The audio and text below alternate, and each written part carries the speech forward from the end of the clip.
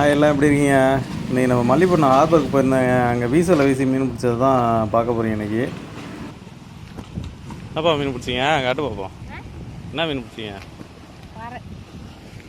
என்ன பாறை அது? மஞ்ச பாறையா? வீசலையில் பிடிச்சதா? இந்த ஹார்பரில் பார்த்தீங்கன்னா ஒரு அண்ணா சூப்பராக வீசலை வீசி மீன் பிடிச்சிருந்தாங்க. அதாவது பாறை மீன்லாம் மாட்டுச்சு நிறையா. ஆனால் அப்போ தான் கடைசியாக ஒரு 3-4 வீச்சு தான் வீசினாங்க நம்ம போனப்போ. அதை வீடியோவில் பாருங்கள். நானுமே ஒரு வலையை வாங்கி வீசி பார்த்தேன். ஒரு 2-3 வீச்சு வீசி பார்த்தேன். மீன் ஒன்றும் படலை. அந்த அண்ணன் இன்றைக்கி மீன் ஒன்றும் இறக்கம் இல்லைப்பா, நான் வந்து 10 கிலோலலாம் இப்போ இதெல்லாம் பிடிச்சிருக்கேன், குடவ மீன்லாம் பிடிச்சிருக்கேன், இன்றைக்கி ஒன்றும் அந்தளவுக்கு இறக்கம் இல்லை, நானும் ரொம்ப நேரமாக வீசிகிட்ருக்கேன் அப்படின்னாரு.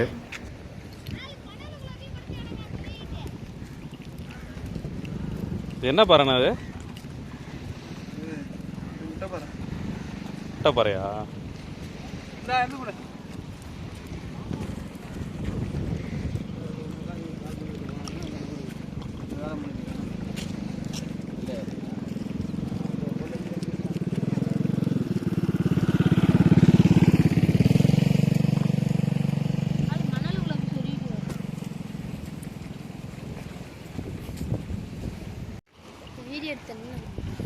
யூடியூப்ல கூட இங்க இது சொல்லுங்க, நாங்களும் வருவோம். என்ன சொல்லுங்க? Jolly fisher. Jolly fisher. Jolly fisher. ஆமாம். இங்க எந்த ஊருங்க? நான் பட்டுக்கோட்டை.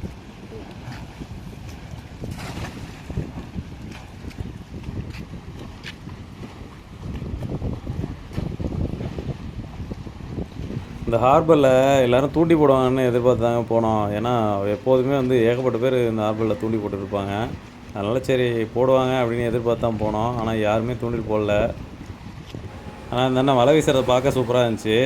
இந்த அண்ணன் இன்னொரு வலையும் வச்சுருந்தாரு. அந்த வலையை தான் நான் வாங்கி வீசினேன். ஒன்றும் மீன் படலப்பா, இருந்தாலும் வீசி பாரு, உன் ராசிக்கு ஏதாவது உழுவுதான்னு பார்ப்போம் அப்படின்னாரு. ஆனால் என் ராசிக்குமே எதுவுமே உழுவலை. அப்புறம் சரின்ட்டு அதேமாதிரி சுற்றி கொடுத்துட்டேன் அந்த அண்ணன்ட்ட வலையை.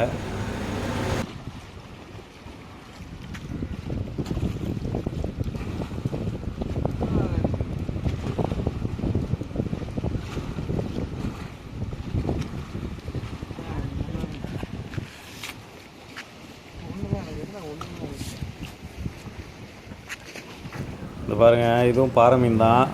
பாறை மீன், 1-2 கீரி மீன் இதெல்லாம் மாட்டியிருக்கு. இது ஒட்டாம்பாறை அப்படின்னாரு. நாங்கள் வந்து இதை பாறைன்னு தான் சொல்லுவோம் நார்மலாக நம்ம சைட்லலாம்.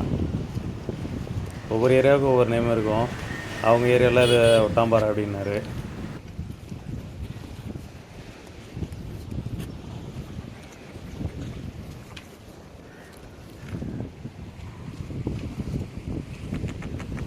கத்துது.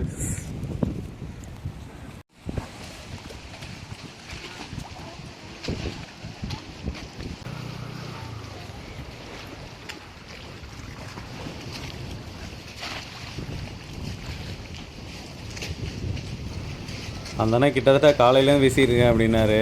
காலையிலேருந்து வீசி மொத்த மீனே இவ்வளோ தான் பண்ணிக்க மாட்டுச்சு அப்படின்னாரு. அது சில நேரம் அப்படி தான் இருக்கும். சில நேரம் பார்த்திங்கன்னா ஏகப்பட்ட மீன் மாட்டோம். இதே என்ன ஒரே வீச்சிலே 200 பாறை வரையெல்லாம் பிடிச்சிருக்கேன். ஒரு வீச்சுக்கு 200 பாறை மீன் வந்துச்சு அந்த வலையில் தான். அதே போல் 10 கிலோவில் கொடுவாவும் பிடிச்சிருக்கேன், 5 கிலோவில் கொடுவாவும் பிடிச்சிருக்கேன்.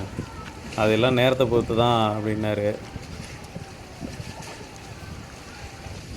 போன வாரம் தான் அந்த பெரிய கொடுவா பிடிச்சேன் அப்படின்னாரு. 10 கிலோ கொடுவா.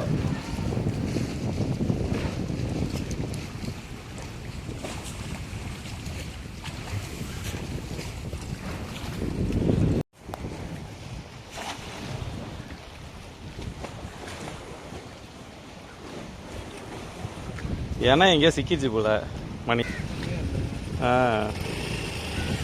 அதுக்கப்புறம் இன்னும் 2-3 வீச்சு வீசி பார்த்தாரு. அப்படியும் மீன் ஒன்றும் படலை. சரி நான் கிளம்ப தம்பி அப்படின்ட்டு கிளம்பிட்டாரு அந்த அண்ணன். அதுக்கப்புறம் பார்த்திங்கன்னா நம்ம அப்படியே பீச் பக்கம் போனோம். அங்கே பார்த்திங்கன்னா அப்போ தான் கரவலை எடுத்துகிட்டு அந்த மிச்சம் உள்ள பொடி மீன்லாம் கொண்டு வந்தாங்க. அது ஏலத்துக்கு. ஏலம்னா நம்ம இதில் விடுற மாதிரி பெரிய மீன் விடுற மாதிரி ஏலம் இல்லை. இவங்க அப்படியே மொத்தமாக விலை பேசி விற்றுருவாங்க. அது தீவனத்துக்கு போகும் அப்படின்னாங்க. கோழி தீவனத்துக்குலாம் போவோம் அப்படின்னாங்க.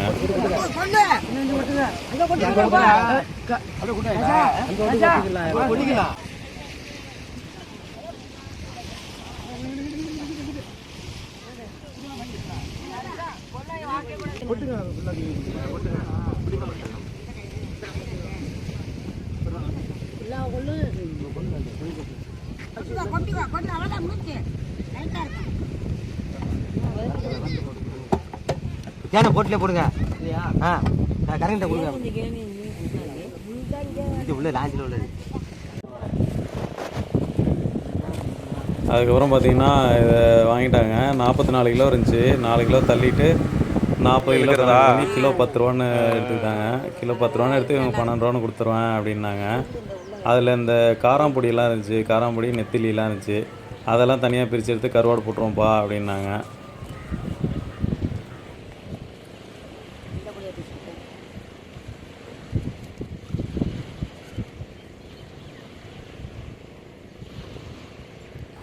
இவங்க பிரிச்சுட்டு இருக்கும்போதே அடுத்த ஒரு போட்லேருந்து மீன் வந்துச்சு. அடுத்த ஒரு போட்டில் வந்த மீன்லாம் கொஞ்சம் பெரிய மீனாக இருந்துச்சு. அதுவும் கருவாடுக்கு தான். சில மீனை பொறுக்கி நல்ல மீனாக பொறுக்கி கருவாடு போட்டுருவோம். மீதி மீன்லாம் வந்து தீவனத்துக்கு ஏற்றி விட்ருவோம் அப்படின்னாங்க, கோழி தீவனத்துக்கு. அதையும் பாருங்கள் வீடியோவில். இது என்ன மீன்? மொராக்கையா? குயிலியா? கொய். முள் நிறையா இருக்கும்ல அது? முள் நிறையா இருக்கும்ல அதில்? இதெல்லாம் கருவாடுக்கா?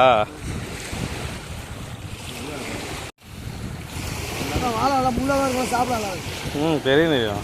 அது கிராஸாக வெட்டணும். ஏன்னா முள்ளெல்லாம் தானே இருக்கும். ஆமாம். இப்படி இந்த தெரியுது பாருங்க, முள் கிராஸு கிராஸாக இப்படி வெட்டினா தான் முள்ளை ஃபுல்லாக எடுக்கலாம். அப்படி இல்லைன்னா முள் நறுக்கு விட்டுரும். இந்த ஜீல வெட்டணும். இதோ தெரியுது பாருங்க, இந்த கிராஸ் முள் இருக்கிறது தெரியுது பாருங்க. இந்த கிராஸில் தான் முள் ஃபுல் முள் எடுத்துடலாம். அழகா இருக்கா ஊர்வலம். இல்லைன்னா முள் இப்படி நறுக்கிட்டீங்கன்னா வைங்க, துண்டு துண்டு துண்டா முள் இருக்கும். இப்படி வெட்டின்னு வச்சுக்க, இப்படி வெட்டி வெட்டின்னு வச்சுக்க, அது சாமானியம் உருவ முடியாது. கீழே வெட்டணும்னு வச்சுக்க, அழகா வரும். அழகா எடுத்துடலாம். சூப்பராக செம டேஸ்டாக இருக்கணும். என்னன்னா நீங்கள் எப்படி சொல்கிறீங்க? வாழை அவ்வளோ டேஸ்டாக இருக்கணும். இதாச்சு சின்னது. இன்னொன்று தண்டி நெய் மாதிரி இருக்கு.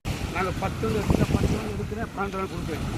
இல்லாட்ட கட்டளை கொடுப்பாங்களா, அவங்களுக்கு சாச்சிட்டு நம்மளுக்கு கொடுக்குறாங்க, எனக்கு கொடுக்க மாட்டாங்க. இது நாங்கள் ஒரு 2 ரூபா கடைக்கு வச்சுக்கிறேன். அதை என்ன செஞ்சிருமா, இன்னும் ஊனம் போய் இந்த ஞாயிற்றுக்கிழமை தான் கொடுப்போம். போட்டு ஞாயிற்றுக்கிழமை நமக்கு நாளைக்கு போட்டுப்போம், ஞாயிற்றுக்கிழமை போட்டுட்டோம். அது ஊனம் பொருள் எல்லாம் போகிறேன். அதில் வந்து இது வெயிட் சார்ஜ் ஆகும். எல்லாம் உங்களுக்கு சொல்லி கொடுக்கல தப்பா. இது வந்து செமாட்டி சொல்லுங்க செமாட்டி 10 ரூபாயா சொல்கிறோம். கும்பலாக அவ்வளோ கும்பலாக கிடக்கும். கும்பலாக கறிக்காடு போன எடுத்துட்டு கறிக்கா கீரி நீ உப்பு வச்சிருவேன். கடைக்கு கும்பலாக வச்சுக்கணும். ஏன்னா உண்மை பேர் சொல்லி வேலை வாங்குற உண்டு. 36 இருக்கு. 36 இருக்கு. அப்படி எவ்வளோ பண்ண 36 திருப்பிடுமா? திருப்பிடுமா? போட்டு அவ்வளோதான். இது அந்த அண்ணன் கருவாடுக்கு வாங்கிட்டு போயிட்டாரு. கருவாடுக்கு கோழி தீவனத்துக்கு எல்லாத்துக்கும் சேர்த்து நல்ல மீனாக எடுத்து கருவாடு போட்டுருவாங்க, மீதி மீன்லாம் எடுத்து கோழி தீவனத்துக்கு போட்டுருவாங்க அப்படின்னாரு. இது வீணாக போன மீனுங்க, இதை நம்ம சாப்பிட முடியாது. இல்லைன்னா வாங்கிட்டு போய் சாப்பிட்லாம். அதனால தான் கிலோ 10 ரூபாய்க்கு கொடுக்குறாங்க. இந்த வீடியோ உங்களுக்கு பிடிச்சதா லைக் பண்ணுங்கள், ஷேர் பண்ணுங்கள், கமெண்ட் பண்ணுங்கள், மறக்காமல் சப்ஸ்கிரைப் பண்ணுங்கள். பை.